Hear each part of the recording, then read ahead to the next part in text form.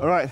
Good morning and welcome. This is The Beautiful Game. There's quite a lot that we're going to be talking about this morning, but let me start with the CAF CHAN competition, where the Confederation of African Football has nominated 75 officials for the African Nations Championship. But this is where it gets interesting. Excluded Nigerian referees, despite the country's recent improvement. Well, some people call it improvements. Now, despite that improvement at national and international levels. Now, the CHAN tournament, as you know, is reserved for players active in domestic leagues and is scheduled to be co-hosted by Kenya, Tanzania, and Uganda. Now, that short list comprises 26 referees, 26 assistant referees, 18 video match officials. That's, of course, VAR and all of that. We don't even have VAR in Nigeria. There's no stadium that has VAR in Nigeria, so that one's even out. We can't even go for VAR. And then 5 instructors selected from across the continent. Morocco leads with the highest number of reps. There are 7 officials from Morocco covering all officiating categories. Edgar is here with me on this one, and I'm pissed with a lot about this particular one. Edgar, we were supposed to be the giant of Africa in a number of things, and then when it comes to also football, of course, we're there. With African championships, Nigeria has what? We have 3. There's Ghana with 4. There's Egypt with 5.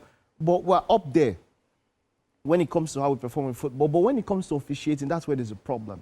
Now, due to the nature of our league, it's been a long time coming. Either influence from the chairman, either influence from government, either influence from the fans, but we have some of the worst referees out there. When I mean the worst referees, because there is a lot when it comes to their decisions being, match fixings and all of that, and then, that thing of win at home at all costs. It's not just the referees. So let me just say it's the whole ecosystem surrounding our football that contributes to our officials being so lowly rated. And it's terrible. It's not even getting better. CHAN is not even AFCON. No. It's not even the main AFCON. Now, the main AFCON will get all the other people that, that are involved. But you're talking about the local players. So you get the local players from the local leagues. You understand? You get to the Moroccan local league. You get to the Egyptian local league, you get to South African local league, you get to, the Nigerian local league, and then you get the local players, and you still don't have a Nigerian referee as part of this. What are your thoughts? First of all, thank you for having me here. I think I would not say I'm pissed, I would say it's sickening, and it is just sad that that is our reality today. And I am not going to fight for the country and say, or be the patriots and say, oh, they need to get Nigerian referees and, Nigerians are Nigerians. But these things have happened in the past where we've had cases of match fixing and all the rest. And, so it's sad. It's sad. But my question is, who is to blame? The referees, the federation, who is to blame, really? Yeah, how do we fix this? How do we correct issues like this? What are the trainings? What are the things put in place? You see, and it's also a case of greed. The starting point is this. The starting point is government interference. First of all, let's get government interference out of football. It's going to be hard. That means that football has to be sustainable financially. At the moment, it's not financially viable for individuals or for the public sector to invest in it. But once we get government influence out of football, which is a fight that FIFA has been fighting for a very long time. Once we can get, you have a local league where almost all the clubs, apart from maybe 1 or 2, are owned or run by government. That's what I'm talking about, the top tier, like the Nigerian Premier Football League, right? And you have majority of the clubs, 90% of the clubs, run by government. There's a problem. There's that win at home. So it's a whole ecosystem. It's not like they themselves, the referees, are incompetent on their own, but then they are susceptible to those outside pressures and all of that. So it's the whole system. Just telling us that as a country, we need to fix our football, right? Now, still talking about our country and fixing our football, let's head over to probably the most successful national team that we have, the Super Falcons. As head coach Justin Madugu says, his team is mentally, psychologically, and tactically ready for the clash with the Copper Queens of Zambia. The 2024 Women's Africa Cup of Nations quarterfinal fixture will hold today at the Larbi Zaoudi Stadium, Casablanca. Now, something about that, the Zambians are expected to give the Super Falcons a fight for their money. Now, there is, they have impressed, of course, at the group stage. Zambia, of course, they've scored more. Their captain, Barbara Banda, mad striker, and Rachel Kundananji also, both of them, they've scored 3 goals apiece. Now, as a whole team, Nigeria, we've scored just 4 goals. Yeah, I think we've scored just 4 goals. And we're going up against probably one of the most potent attacks in the tournament. It's going to be hard on paper. We are most likely not going to qualify. But, you see, paper doesn't always translate to the pitch. But based on preparation and on paper, I don't think we're best ready for this game. But you never know how it goes. Edgar, your thoughts here? How do you think the Super Falcons will perform today as they go up against this Zambian national side? All right, I think it is with matches like this that the coach should come give his comments. You shouldn't give your comments before a match like this, but after. That's the first thing. I watched the previous match, and I was just confused about the formation. I was confused about the gameplay. I was confused about the style. You know, I can't really tell the function or the roles of the midfielders there. You know, but again, just like you mentioned, and we have seen it over the years, football is not calculated on paper. It's not mathematics that you would say, oh, just because this team or this country has been playing better for a while, they would, you know, come out successful over this other team. So let's just see. Let's see how they play. Let's see the kind of players that we have, and let's see the tactics. Let's see if he has a plan, if he's planning to defend for a while, or if he's going all out counter-attack. Let's just see. Hopefully, we still win that one. All right. We'll get to see how all of that goes on, but let's move over to transfer stories, yeah?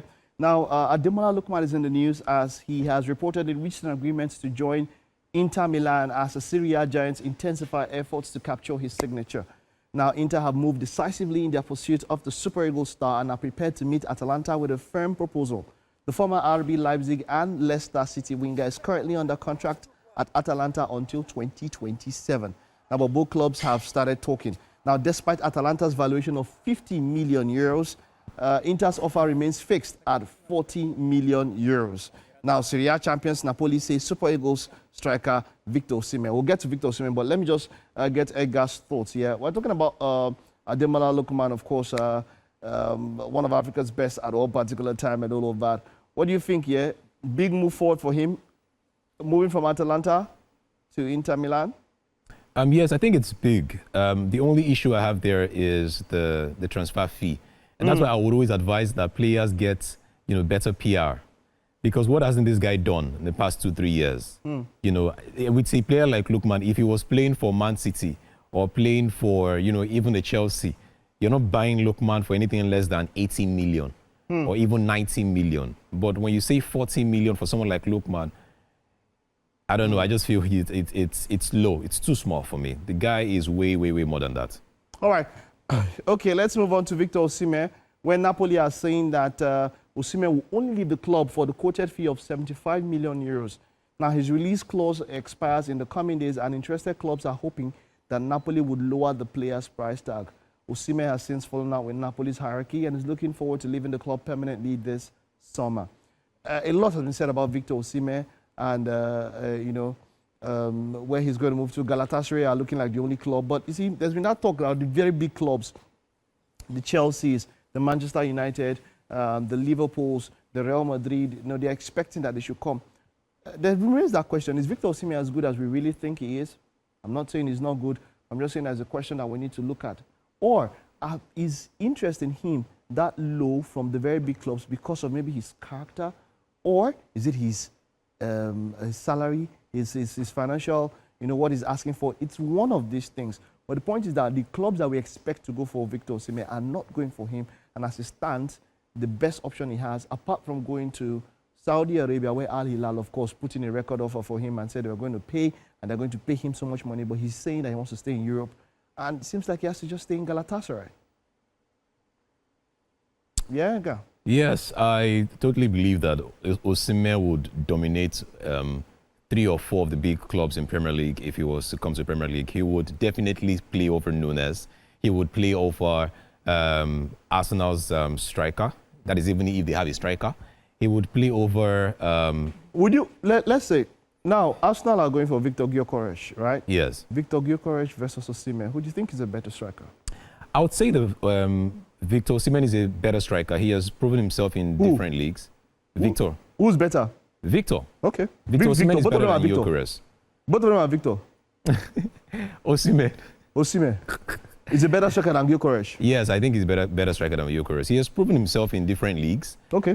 He's also so he's more experienced. More experienced. That's why you pick an Osimhen over Gyökeres. Yes, and again, Arsenal needs they need someone who is ruthless, and ready to raise that team, and that is what Osimhen would bring. He's like the Drogba of his own time. Do you get what I'm saying? But so I is think he would do as that. clinical when it comes to conversion rate? Is he as clinical as Victor Gyökeres? Gyökeres has been playing in. Now it's a question that remains to be answered because Gyökeres, like you said, even though he has played in England, he had been there for Coventry, I think Brighton or so. But the point is that by that time he was still coming up. He has only proven himself in the Portuguese league. Now, but the standard of the Portuguese league, Osimhen has proven himself in the Italian league, even though it was just one major season where he had that point. But the biggest league he has played is in the Italian league. So I'm forced to say yes. When it comes to experience, Osimhen has proven himself more. But when it comes to numbers at the moment, do you know how difficult it is to score in the Italian league? Nah, it's not that difficult. They happen. But you see, well, you think most of the clubs in the Italian league are trained defensively? Let me put it out there, yeah? Victor Osimhen versus Victor Gyökeres, which Victor would you go for? All right? That's it. Thank you very much, Ega. That's it on The Beautiful Game. We'll take a time out now. Stay with us. When we get back, it's the second lap of the show coming right up.